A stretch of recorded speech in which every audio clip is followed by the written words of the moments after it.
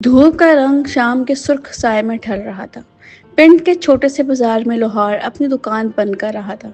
आज उसके हाथ हमेशा से ज्यादा थक गए थे।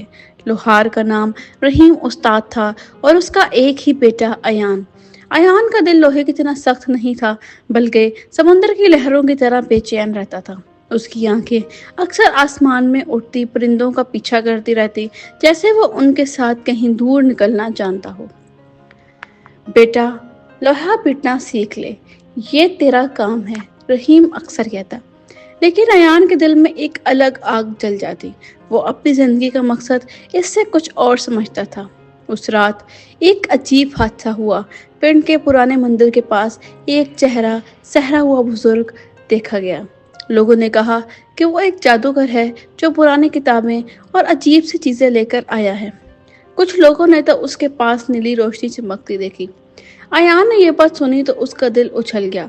उसकी क्यूरियोसिटी आसमान छू रही थी। रात के अंधेरे में जब सब सो गए, वो चुपके से मंदिर की तरफ निकल गया। मंदिर के अंधेरे में एक हल्की सी नीली चमक थी। अयान ने देखा कि एक पुराना लकड़ी का संदूक खुला पड़ा था और उसके पास एक लंबा कद का आदमी सफेद चूंगा पहने बैठा था। उसका चेहरा आधे अंधेरे में था, लेकिन उसकी आंखों की चमक सीधा दिल तक लग रही थी। तू आ गया, जादूगर ने बगैर मुड़े कह दिया। अयान का दिल जोर से धड़कने लगा। आप मुझे जानते हैं? जादूगर हल्का सा मुस्कुराया। तुझे तो मैं पैदा होने से पहले से जानता हूँ अयान। तेरे नसीब में एक राज है जो सिर्फ मैं खोल सकता हूँ। ये सुनकर अयान के सारे सवाल एक साथ दिमाग में घूम गए। क्या राज? जादूगर ने अपनी उंगली से हवा में कुछ लिखा।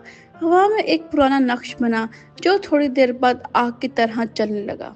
ये नक्श तेरे खून का है।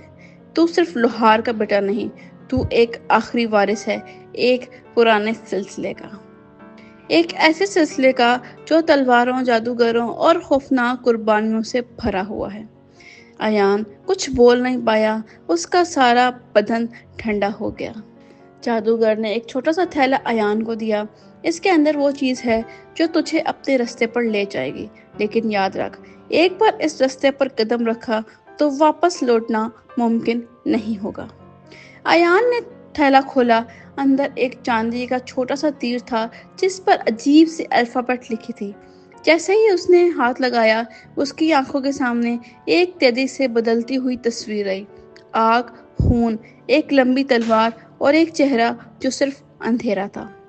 अयान होश में आया तो मंदिर खाली था। न जादूगर था, न संदूक, न रोशनी, सिर्फ वो थैला उसके हाथ में था।